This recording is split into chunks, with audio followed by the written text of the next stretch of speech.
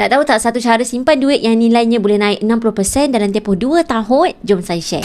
Ini adalah 10 dinar. Ramai ingat 10 dinar ni bersama dengan 10 gram. Sebenarnya beratnya adalah 42.5 gram emas. Pada tahun 2024, harganya sekitar RM16,100 dan hari ni mencecah sekitar RM26,000. Dekat sini kita boleh tengok peningkatan kira-kira 61.49%. Sebab itulah bila kita tengok ramai yang jadikan emas ni sebagai tabung untuk mereka pergi umrah dan haji. Kerana mereka faham kalau simpan duit semata-mata, nilai duit semakin susut. Sedangkan kos umrah dan haji, kosnya semakin lama semakin meningkat. Tapi bila kita simpan dalam bentuk emas, nilainya bergerak seiring dengan kenaikan kos umrah dan haji dan juga inflasi. Satu keping 10 dinar ni boleh jadikan dana umrah package Clock Tower untuk husband and wife. Saya dah pergi dah, Alhamdulillah. Dana haji untuk seorang dan dana pendidikan untuk anak-anak masuk universiti, tabung kecemasan terutamanya untuk mereka yang berniaga ataupun untuk jadikan tabung kecemasan sebagai 3 ke 6 bulan gaji. Boleh bayang tak satu hari nanti boleh jadi kos umrah dah cecah RM30,000.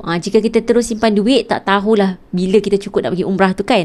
Jika kita terus simpan emas, insya-Allah akan tercapai sebab emas ada potensi untuk nilai dia tu meningkat dan berkembang. Kepada mereka yang nak mula bina tabung untuk pergi umrah ataupun pergi haji dengan emas, komen umrah haji, saya akan bantu anda untuk bermula dengan bajet anda masing-masing.